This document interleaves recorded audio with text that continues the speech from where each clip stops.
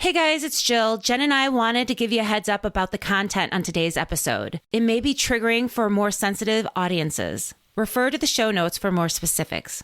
And take care while you listen.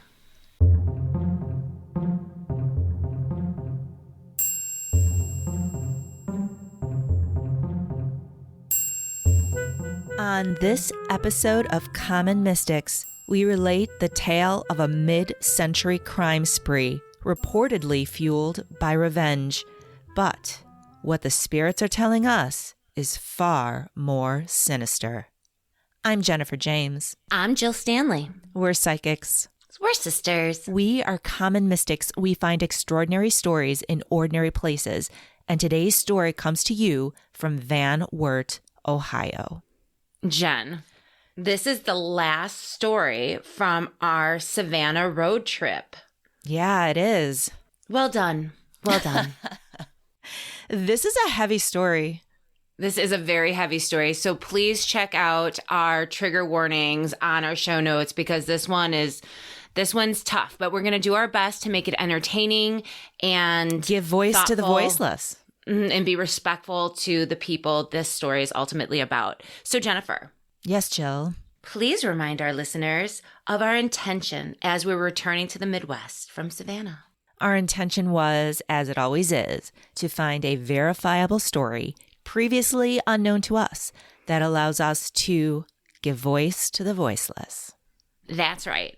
And on our way back to Illinois, we were getting some pretty strong hits and we decided to stop in the city of Van Wert, Ohio. And you right away, we went into an antique shop. What were you feeling?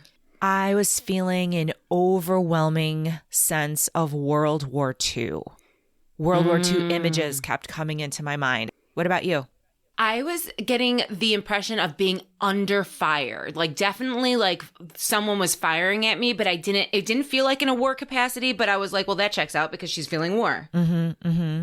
And I was also feeling the courthouse and justice, like someone involved in legal proceedings. We left the antique store and as we were driving out of town, you were like hyper focused on the courthouse. Yeah, for real.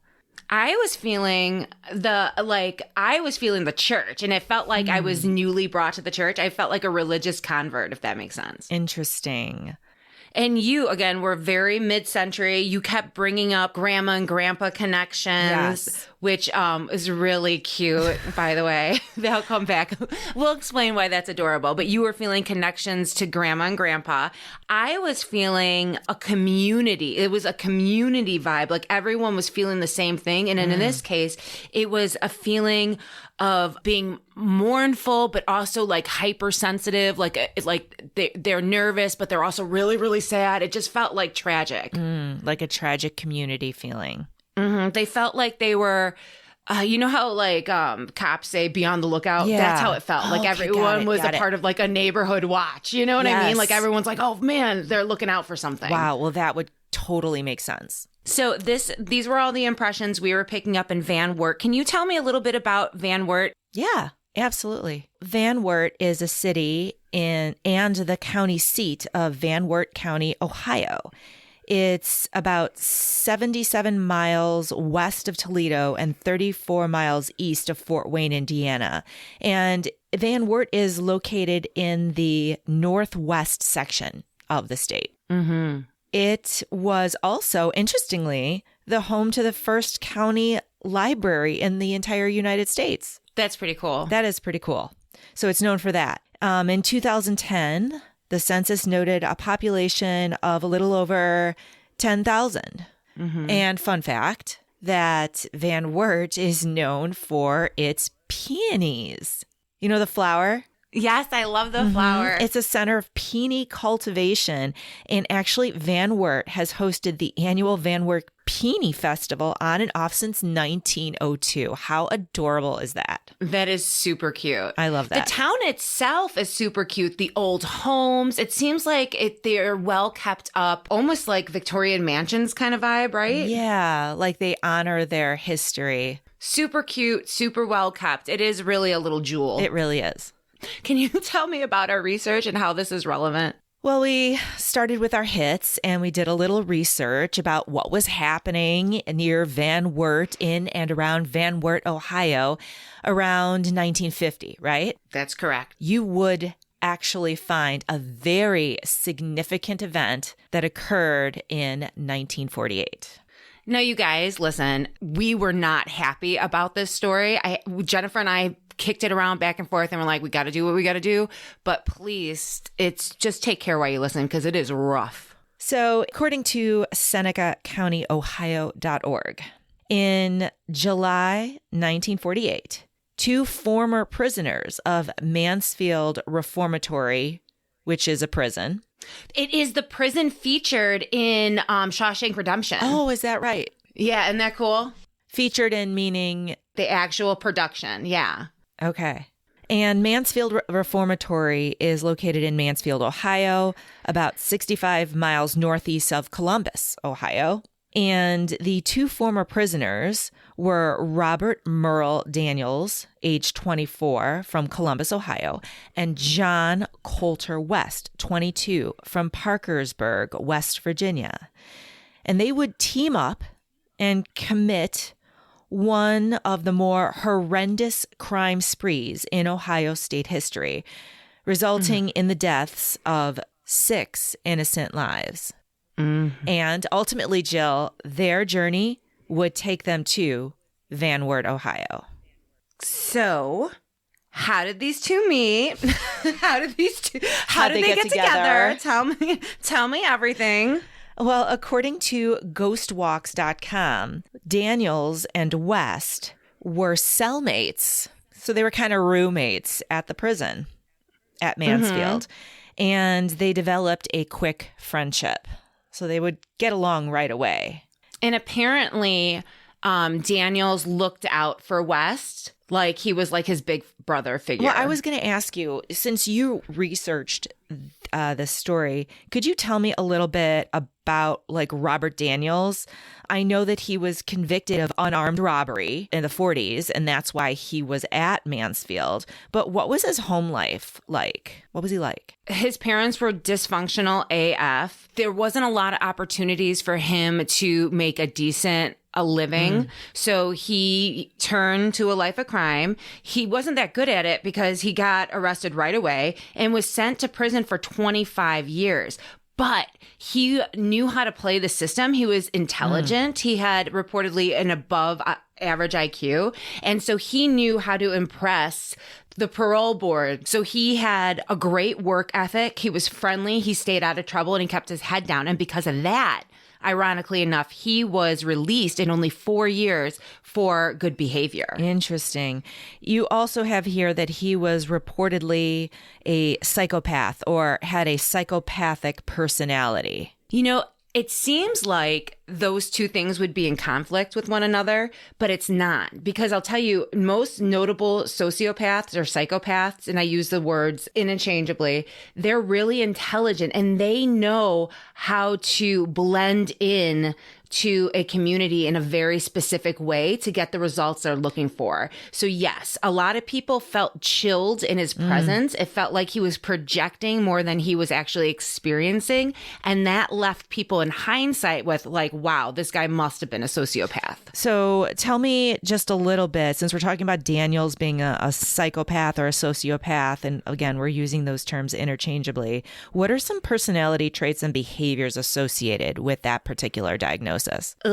Lack of emotion and sensitivity and empathy. There's an impulsiveness. There's superficial charm and insensitivity to them. They get turned up to 11 awful quickly because they lack the ability to entertain themselves, really. So they're always looking for a way to keep themselves engaged. And a lot of times that is pulling a wool over someone's eyes, playing tricks on somebody in the most benign cases. But ultimately, someone who is really far on that spectrum may live a life of crime and do more horrendous things to keep their attention and to experience excitement. Okay, so it makes sense that someone with this personality type would absolutely be involved in crime, and if not, like horrendous crimes. Very good. Okay, I have a good picture of Daniels in my head. Let's talk about his cellmate, who was 2 years younger, John Coulter West. He was 22 from Parkersburg, West Virginia. What do we know about John West? So his early life was like rather tragic. He was what it seems to be living in dire circumstances with his mother. Yeah, in West Virginia. His dad had left. The mom was abusive and worked a lot. She would make breakfast in the morning and run out. And then if the house wasn't immaculate when she would come back, she would beat him or sometimes leave him outside in the cold. And because he had a below average IQ of what was tested at 60, he would just react to what his mother was doing. So when I say she left him out in the cold, he was trying to obey and he would stay there until she opened the door, right? Wow. So it wasn't like he was like, let me in, I'm cold. He would just sit there in the cold until she decided to let him back in. So if he had an IQ of 60, just to give people some context, according to healthline.com, most people in the population, about 68%, have an IQ between 85 and 115. That would be the average range. And only a very small fraction of people have an IQ below 70.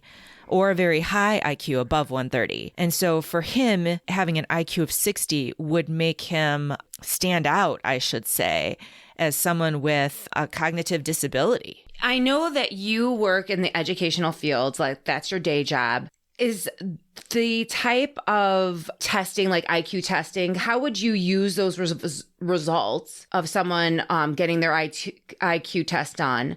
And what would those tests say about that person as far as how they would interact with others? First of all, you can't jump to conclusions based on one test score. So I want to just make that clear. But if I knew that someone had an IQ of 60, I would expect that person to be limited in their problem-solving abilities, limited in their abilities to communicate effectively, to understand more complicated concepts and ideas.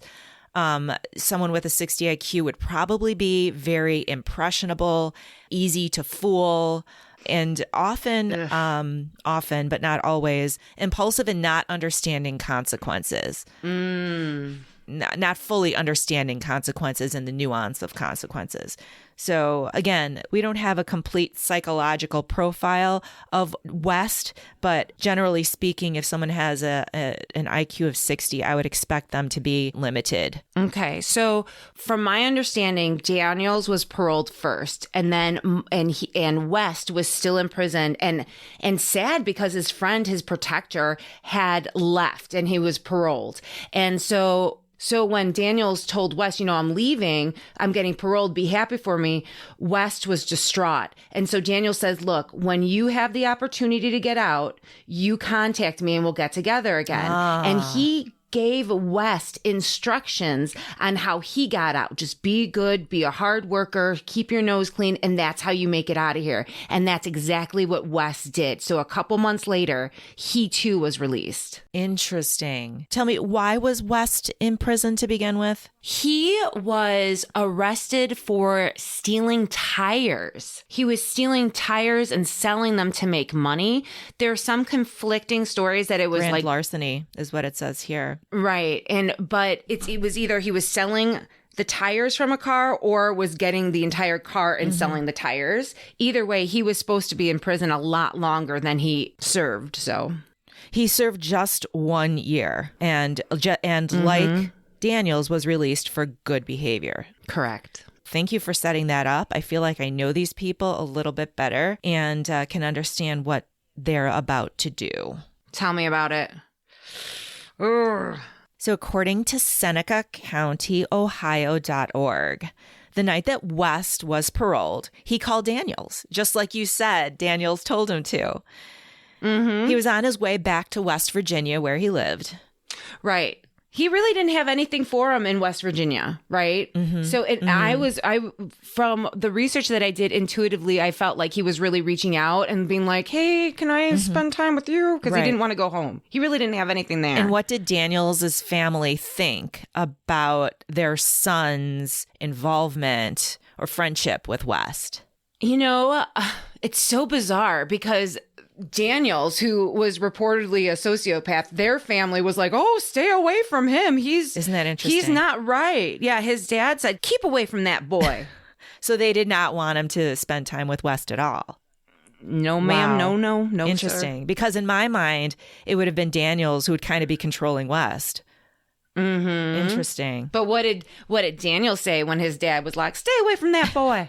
Pop, he's the smartest man I ever saw. Which is... Now that, again, is very ironic. Very ironic because, yeah, he couldn't have been. Well, let's talk more about that in the detours because I have some theories about that relationship. Okay, I'm marking it detours. Okay. What did Mrs. Daniels, Robert's mom, oh my gosh, do? Mrs. Daniels, the day that West came to Daniels' house, Mrs. Daniels stood on the front steps crying, and she begged her son not to go with him. That's so bizarre. But they did it. He did anyway. Daniels just made his way past her and met up with West on June 20th, 1948. And the rest is history. In just a few days, Jill, the pair would be deemed the Mad Dog Killers and would ignite the largest manhunt to date in Ohio state history. Yikes. So, Jen, can you tell me about the crime spree and how it began? Sure. So Daniels and West meet up in late June 1948, and their crime spree began in Columbus, Ohio. In early July, they stole a two-tone Pontiac from a parking lot. They got a gun, and they started drinking. Okay, I just want to say I'm not blaming the alcohol, but I know that didn't help, okay? Right. So far, saying. it sounds like, a hillbilly good time. Wow. Let's steal a car, get a gun, and start drinking. Yes. But how do they have money for all these good times? Well, they robbed a gas station. And by the way, they beat the attendant at the gas station, too. In the account of them beating the attendant at the gas station, it was like Daniels was doing it to be like, I'm so strong, to impress West, and West was getting was cheering him on like a cheerleader. Oh my gosh, that's so sick. Then I hope you don't mind, but I looked a little bit more into what they did next. Tell me. Then they hit up a couple of taverns. The first they went to Joe's Grill in Columbus, Ohio on July 9th, 1948. Sounds good.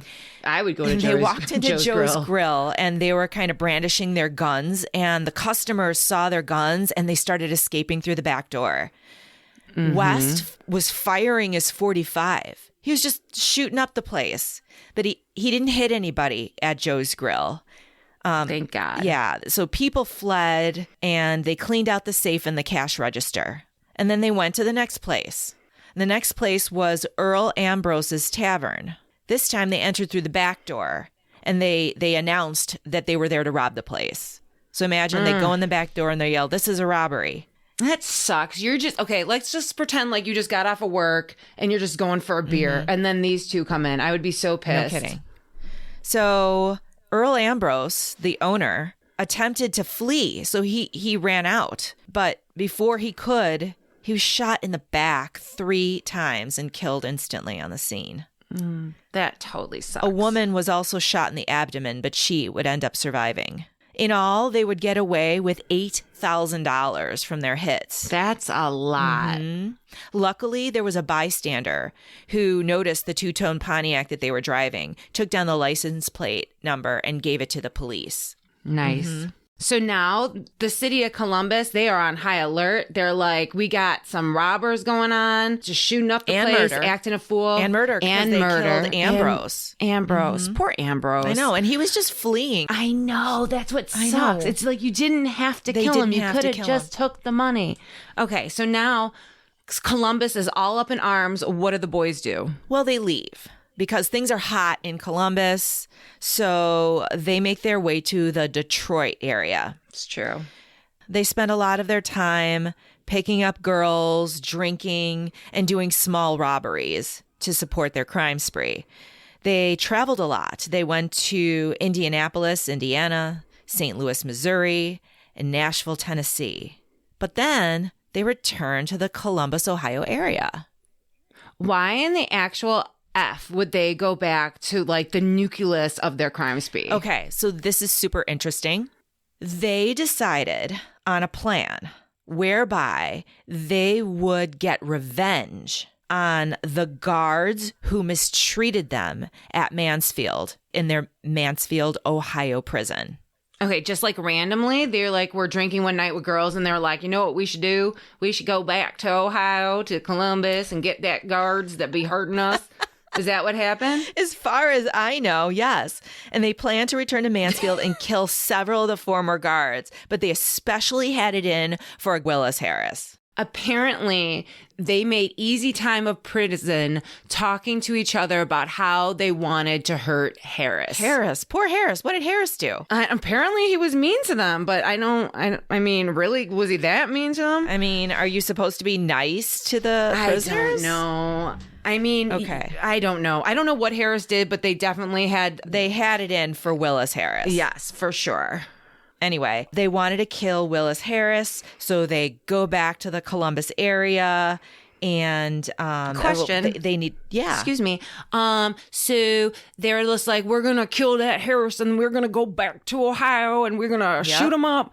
How did they find him? How do they because know? they couldn't just get online. There was no Facebook. Yeah, right? This is 48. Apparently, they located the warden of Mansfield Prison. Okay. And the idea was they'll go and locate the warden and they'll get Harris's location, his address from the warden, because the warden must know where the guard lives, right? They didn't think of like the HR department of the prison. They were like, just go to the warden. Apparently not. They head to John E. Nebel's house. Nebel was the warden of the Mansfield prison. Jesus. And they arrive at his house late in the evening on July 20th, 1948. And Daniels knocks on the door of the Nebel home. And he's able to convince John Nebel that he's having car trouble and he needs to use the phone. Man. God, I'm glad those days are over. You know, I was just thinking that. I would just... people want to be polite and be like, sure, use my phone. I would be like, well, give me the number. I will call the people. I will leave a message. Do not invite people in your home. And car trouble is always the story they use. Yeah, I know. Well, Nebel, you think that he might recognize Daniels, but he didn't. He didn't recognize him at all. And he opened up his home to him. And you would think in his line of work that he would be have a little bit more discretion, you know, like, oh, there are bad Especially people out there. Especially because it's late at night. You don't know this guy. Oh, man. Yeah. So once inside, Daniels took out his gun. And then that's when West barged in the front door. It just seems like chaos. They ransacked the home and they were smoking cigarettes and burning holes in the furniture there. Just to be dicks. Just to flex that they had John under control. Because he, of course, was like, what is happening? But John wasn't the only one home. Oh, no. He was married and his wife, Nolanda, was in bed, as was their 21-year-old daughter, Phyllis. Daniels and West wake up Nolanda and Phyllis. Ugh. They wake them up. Because as of this point, they are sleeping, not doing anything in their rooms, just minding their own business, didn't need to be involved in this at all. That's right. And they wake them up and they involve them in this scene. Now, remember, they wanted Harris's address so that they could kill him. However, the two of them, Daniels and West, decide to deal with the Nebel family now. So now they come up with a new plan. They have to deal with this family. Well, this is a thing. They thought, okay, so we have Harris's number. We can't just leave here and go kill Harris because of course John Nebel's going to tell call the police and authorities, be like, exactly, and tip Harris that, hey, these guys are coming to get you. So we need to keep them out of our way in time enough to kill Harris. So they devise a plan to take the family, the entire Nebel family, John, his wife, and his daughter, from their home across town to a cornfield, and then tie them up and gag them and leave them there. That's the plan. And then this would keep the family from notifying the police of their plans long enough for them to get away. Okay, so new plan, thinking on their feet. But, dicks. Before leading them to the car, Daniel's Jennifer assaults. in real time is reading this outline and is just appalled by what's happening. Okay, sorry. Before leading the family to the car, Daniels assaults 21-year-old Phyllis at gunpoint. And then they force the entire family into the car. And then, again, just to flex their muscles that they have control over these people, they have them strip naked and toss their clothes out the window. That is so degrading. That is just so degrading and unnecessary. Unnecessary to torture them this way. I know. Anyway. That's just next level, man. They arrive at the cornfield as planned around 1:30 a.m. And they escort the family into the secluded field. And then they realize that they forgot the rope. They forgot the rope, Jill. The plan was to tie him up and gag him, but they forgot the rope. Wow. So they decide to shoot them all instead. Oh. And that's what they do. They killed John, his wife Nolanda, and 21-year-old Phyllis and left their bodies in the cornfield. Oh, my God. The next morning, when John Niebel, the warden, didn't arrive for work, the prison notified the police and there was a welfare check at the house. Based on the condition of the home, it was obvious that there was foul play involved in the disappearance of the family. And it was later that day that a troop of boys hiking from a nearby church camp would walk past the cornfield and find the Niebels there. Oh, that's just so terrible. Now, there was a neighbor who tipped off the police about a two-tone Pontiac sedan that was seen at the home of the Niebels the night before. And so authorities were able to put together the fact that that two-tone sedan was also seen at the Columbus robberies. And so the crimes were linked. So they got busy. They started thinking, like, who could this be? What's going on? What'd they find? Well, a day later, the Akron Beacon Journal prints, quote, authorities believe revenge to be the motive for the Niebel killings. So a day later, and the press is already reporting on what the motive is. Wow. They left no prints behind, but investigators had a list of parolees from Mansfield Prison that had been released over the past eight months, and based on the descriptions from the witnesses, they narrowed it down to John West at the top of the suspect list, and then they surmised that Robert Daniels would be with him because they were cellmates. They knew who they were pretty quickly on. Yeah, kudos to the police Detective department. Yeah, that was pretty quick, especially 8 months of looking at prisoners released, and they just went, yeah, Right. that was pretty quick. The paper outlined that the pair were wanted in connection thus far with the murders of Earl Ambrosia, the tavern owner that was shot 3 times in the back, and the Niebel family, John, Nolanda, and their daughter Phyllis. Jeez. Now, after murdering the Niebel family, Daniels and West. My whole thing is, if they were smart, they would be looking at the papers. They would have known that, like, the police pretty quickly were onto them. You'd think. Yeah. They decided to abandon their plan to kill Willis Harris, What a fucking the guard. Not that they should have killed Harris, but it's like you killed an entire family for that information, and now you you're like, have on it, second and thought, yeah. right. Like, what are you saying right now? See, again, they're just not thinking things through to completion, and they're still driving this car, this two-tone Pontiac. By the way, if you're going to steal a car, don't steal one that's so, like, unique looking. Specific. Yes. That's what, like, I was telling Chad the other day with vanity plates, like, people have, like, Michigan 1. I'm like, I would never want an easy license plate for anyone to remember. Just so in that you general. can commit your crimes and not be easy to find. If you are going to commit the crimes, do not be easy to find. Right. So they abandoned the plan to murder Harris, the guard on whom they wanted revenge, because now their motivation was to flee the police investigating the Nebel family murders. You know, and honestly, I don't even know what, at this point where they went from having a good time to wanting to murder Harris, and now that plan's abandoned. Now what? It's like it's so rudderless. It's just like a free for all of stupidity and murder. Sorry. So they head to Cleveland, Ohio, to put some distance between themselves and the cornfield where they left the Nebels. And on the next day, they arrive in Akron, Ohio, and they purchase a .30 caliber rifle. Apparently, they were headed to Indiana. How many guns did these people need? Why do they need another gun? I don't know. Okay, go on. Apparently, they were headed to Indiana, and they passed through the town of Tiffin. They decided to stop and look for a place to stay the night.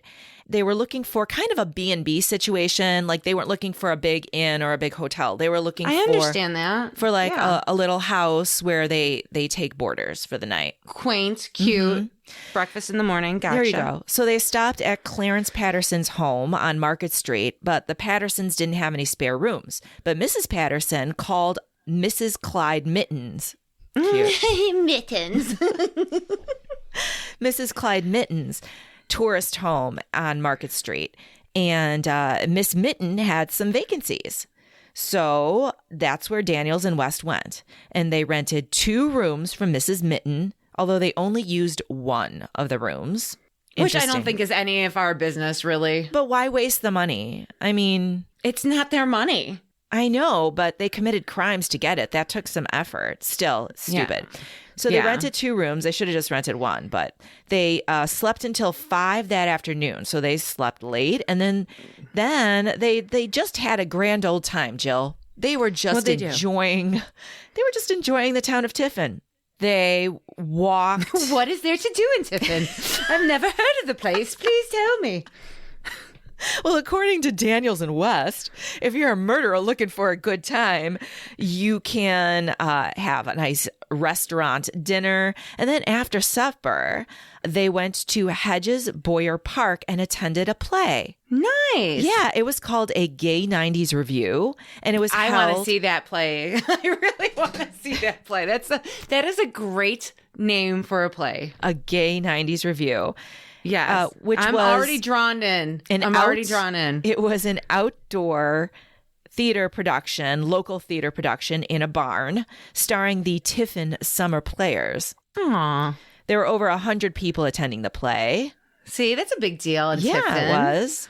And then after enjoying the show, that's when Daniels and Wes decided, okay, back to business. We need another car. Because they realized that the car that they were driving was very recognizable. They were, it was... I have thoughts on this, by the way. Can I detour this one as well? Sure. Yeah, I'm going to mark it. So we'll talk more about this on detours for our Patreon. Mm-hmm. Okay, so then they decide, all right, we're done enjoying the lovely... Tifton Summer Players. Yes. Summer in the park. They stopped at a root beer stand north of Tiffin, presumably looking for another car. I don't like root beer. I don't like root beer either. I don't like root beer. But I will drink it. If that was like an ice cream stand? I will drink it with ice cream in it. You would? Oh, yes. I wouldn't. With ice cream, with vanilla ice cream? Yeah. I would just hold your root beer, give me the ice cream. I think it's called a Black Cow if you use chocolate ice cream. That's rude. I think we're going to have to try this because have you ever had a root beer float? See? I'm not doing it. See? I'm not doing it. You say that, but you know probably what? like I have. And you know what I don't like about it? The carbonation leaves this nasty ring. It does. I don't like it. It's scum. I don't like. Yeah, root beer scum. I don't want root beer scum on my. All right. Yeah. Well, back to the root beer stand. So they drive out of Tiffin and they stop at a root beer stand, presumably looking for another car to steal. And they spotted one that they were interested in. They spotted a Buick that was owned by Jim and Rita Smith. Jim and Rita were newlyweds. They were married just 2 years prior. And they had stopped at the root beer stand on their way home playing cards with Rita's parents at their house. And so they had their root beer treat, and Jim Smith drove the couple's car towards home. And while they didn't realize that Daniels and West were following very close behind them. And after a few miles, the murderers forced Jim's car to the side of the road and pulled their car in front of the Smiths. West ran up to the driver's side window and demanded Jim's wallet. Right away, Jim handed over his wallet to West without a fight. And once West had the wallet in his possession, he shot Jim, killing him instantly. Rita was shocked, of course, and screaming, and she was forced by Daniels into the back seat. And he filed in after her. But Rita was quick, and she shimmied across the back seat to the other door and ran out of the car and escaped. That a girl. Daniels followed after her, and West drove away. West done left Daniels. Because Daniels was chasing after Rita. That's just bizarre. He didn't catch her, though. And West came back and picked up Daniels just as Rita was gone from his sight. Now, because they killed Jim and Rita was loose, fleeing, they still needed another vehicle that the police would not be looking for. Because clearly, if they took Jim and Rita's car, the Buick, the police would know right away what car they're looking for. So again, this sounds like a blunder to me. At about 11 p.m. that night, they crossed over the Sandusky River and found themselves at a rest stop called the Ironside Inn. And the inn had a large parking area where travelers could pull off and get some rest, literally a rest stop. And in the lot was a truck that hauls cars. You know what I'm talking about, Jill, those big trucks, and then you can get several cars on the back. I'm afraid of them. It's always like, it looks precarious, like how those cars aren't falling off. I know. I don't understand the physics behind that at all. I don't trust it. Anyway, asleep at the wheel was a 24-year-old father named Orville Taylor from Niles, Michigan. Well, Daniels woke him up and pulled him from the truck. This poor guy. He must have been so startled. He was like, what in the hell? Totally. And he's being pulled from the truck. Totally. And he started to transfer the items from their car into the truck. West took Orville Taylor to the back of the truck. And West said to him, "Don't worry, I'll take good care of her." And then he shot Orville twice, leaving him dead in the lot. Again, senseless. Now, what's interesting to me here is, again, are they trying to find the most easily identifiable vehicles? Honestly, they're going to get a car-loading truck. Those aren't versatile. They're not easy to maneuver. They're super identifiable. It's just stupid. The pair took the truck back south to Tiffin and headed west, still intending to escape to Indiana. And of all the routes, they're going back to where they just did the crimes again. Right, back to Tiffin. Right, exactly. Instead of going straight to Indiana, I don't know why they would go south. But anyway, 4 miles west of Tiffin, they stopped at a restaurant called The Ranch, where they each had a hamburger and some beer. 4 miles. It's almost like they're getting off on the chaos that they're creating, right? They just like 4 miles away from the town.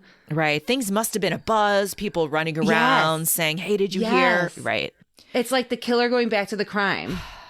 After their late supper, the two continued to travel west on State Route 224 to a truck stop / filling station called the Halfway Inn, where they pulled over to sleep for the rest of the night.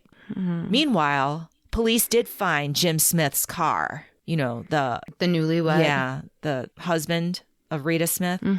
And they also found Orville Taylor's body in the lot of the Ironside Inn. Now, the police had no idea who Orville was or what vehicle the murderers two were now driving. So because they didn't know what they were driving, the state police, with the help of local law enforcement, set up roadblocks all over the place. And they went from Tiffin north to Michigan and west to Indiana. So it was a large network of roadblocks. It was all hands on deck across Ohio. So with the roadblock plan in effect, when the car hauling truck was stopped on State Route 224 in Ohio, local Sheriff Roy Schaefer and 6 others from his department approached the truck. Sheriff Schaefer thought that there was something suspicious about it. Now, West was at the wheel driving, and he actually had already been stopped 3 times, Jill, before this stop. And he had gotten away. He had gotten through the other 3 times. So he was feeling pretty cocky and pretty confident he could get through this one too. Well, if you were a police officer and you were looking for someone doing these types of crimes, you would assume someone of that, like he may have presented in a way that looked benign as opposed to like a murderer, right? I don't know that to be true. I don't know. Well, he went through 3 roadblocks. Right. If he looked like, I mean, I would assume that a highly recognizable vehicle like a car hauling truck would not be driven by like that is not a getaway vehicle. Do you know what I mean? Like I would not Yes. think that's your getaway vehicle. You know what I'm saying? right. So in that regard, maybe it was smart to steal it. But in any event, he had already gotten through 3 different roadblocks and this was his 4th. And he was pretty confident that he would get out of this one too. Now, Daniels wasn't in the cab of the truck. He was in a Studebaker at the top of the trailer. And the sheriff asked West, he was questioning him, and he said, where are you from? And West replied that he was from Tiffin. And then he asked if he was alone. And West said yes. Yes, he was. But something about his reply made the sheriff question him again. And instinctually, he knew that he was lying. And so he asked Sergeant Leonard Kahn to cover him as he took a look about the truck. And he made his way up towards the Studebaker that was sitting at the top of the hauler. And he noticed that there was a slit cut in the canvas covering the car. So it must have been a convertible. And Schaefer could see Daniels there with several guns. And that's when he yelled. And Daniels yelled, "You have me. Don't kill me. I'll do anything you want." What a coward. After all that killing. Right? But it was at that moment that West jumped out of the cab of the truck. And he crouched behind the open door and began shooting at Sergeant Leonard Kahn. The officers returned fire. A bullet struck Kahn a glancing blow in the chest.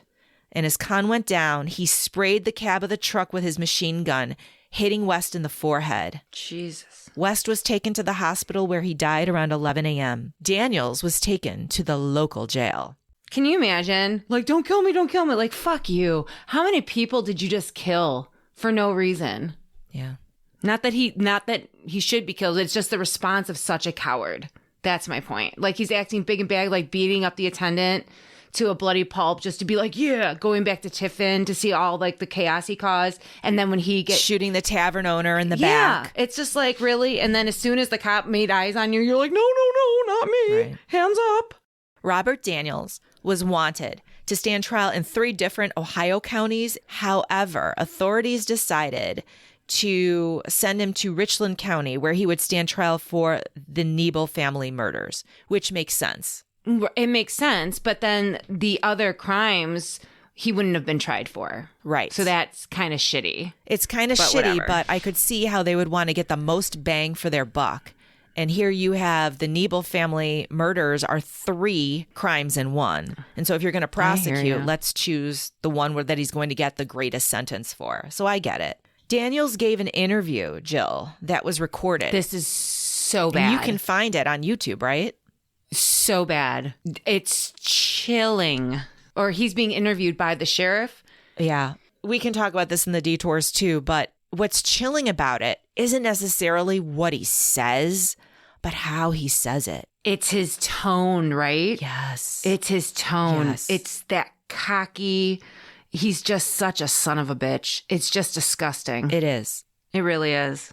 And he doesn't look like a murderer. Do you know what I mean? Which is even more, just by the appearance, he's well dressed, his hair slicked back. He winks at the camera. I know, it's hard. It's hard to... It's really hard. Right. It's really, really hard. In that interview, Daniel says that he would die for his crimes. And he does. He was right. He would end up dying for his crimes. On January 3rd of 1949 at 7:30 p.m., witnesses gathered to see the execution of Robert Merle Daniels. Bye, Felicia. Having recently converted to Catholicism, he was with a priest and he prayed up to the very end. Daniels was strapped into an electric chair, and after 8 long minutes at 8:09 p.m., he was pronounced dead. There is some good news, Jill. There is some good news. I don't. How? Well, remember Rita Smith? Yeah. Rita got away, and she was given a reward for information that led to the arrest of West and Daniels. And she didn't keep that reward, but instead she donated it to the family of Orville Taylor. Aw, because he had a young son and a wife at home. Yeah, and again, That was sweet, Rita. Orville Taylor was the man who was driving the car loading truck and was murdered in that lot. Now, there is a historical marker memorializing the location of the roadblock where Daniels was apprehended and West was killed by the police. We missed it. Yeah, we didn't see that marker. And actually, there was a book written about the Mansfield killings. And there was a movie set to be completed about the crime spree. A website says that it's due out in 2018, but as far as we can tell, it hasn't been released, right? The movie was based on the book, The Mansfield Killings, and it was about the Niebel family murders. Right. It's dedicated to the Niebel family murders, and it's a fictionalized account of the murders. So it's based on the reality, but, the author kind of filled in, like, the dialogue. Yeah. So why are we talking about this? Why do you think this is our story? I should ask you the same thing. Let me ask you, because you really thought about this. You can ask me. So, Jill, Ask me. why? You can ask me anything. So, knowing that there's already a historical marker, knowing that there's a book written about the murders and the crime spree, why do you think we're talking about this? Okay, I'm so glad you asked me this. Because it seems like the victims already have a voice. People already know about this crime spree. Really? It does, doesn't it? Well, first of all, the historical marker does not honor the victims, but honors the officers that stopped West and realized something was off. Okay, you know what? I'm for that. I'm for that too, but can we also acknowledge that these people killed? I know that's not the whole story, but good on them. Good on them, because other cops let them through. Again, the movie that's based on a fictionalized version of just the Niebel killings, like a whole book was written about it. It was never released. Right. Okay, the victims, most notable and publicized, were the Niebels because of the warden and his family. Also, most accounts don't name the other victims. They only name the Niebels. So if you read about this killing spree, you won't hear the name of Jim Smith. You won't hear the name of Earl Ambrose or Orville Taylor. You only know about John, Nola, and Phyllis. Because John was the warden and Nolanda and Phyllis were the warden's wife and daughter. Right. And most upsetting, and this is huge to me, the reason why they say that this happened. So they publicized the Niebel killing. You don't hear about the other atrocities that these two committed. They just focus on the Niebels and say this was a revenge killings. And that's the narrative that the local and the press printed at the time. Revenge? But they wanted revenge over Willis Harris, the guard who mistreated them. They didn't go to the Niebels because of revenge. They went to the Niebels to get an address. That's right. And what about the other people that they killed? Had absolutely nothing to do with revenge at all. Totally random. Wow. What, just out of curiosity, why do you think that is? Why do you think they're like, oh, this is revenge? My thought is, if you tell the public that this crime spree was about revenge, it means that these two men were targeting guards, the warden in a prison. So if you are not a guard or a warden, you're safe. Right. But if they say that these two men are randomly killing people out for root beer or driving a truck, then that's random and senseless, and it could happen to anybody.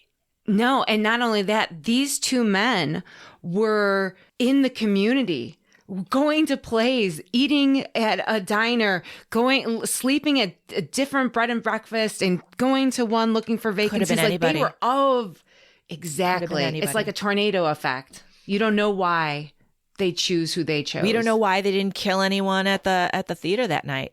They could have. Or the bread and breakfast. Right. Oh my gosh. Ugh. Yeah, that's So give me your hits. Much more sinister. I'll go through all of mine. World War II.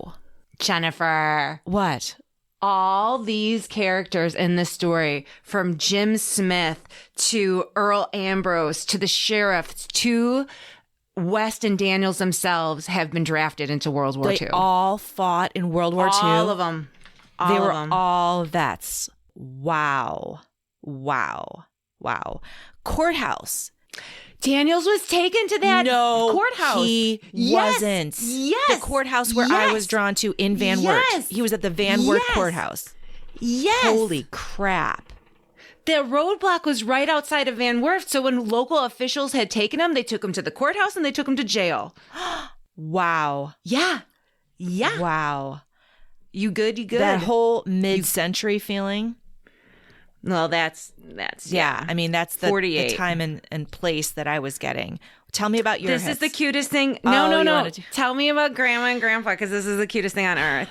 Grandma and Grandpa always grew peonies around their house. And so even today, I associate the flower with Grandma.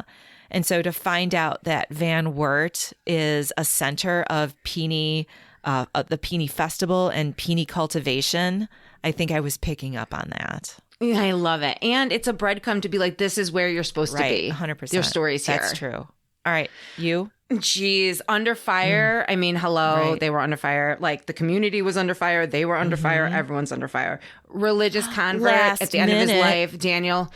Yeah, he decided to repent. What a dick.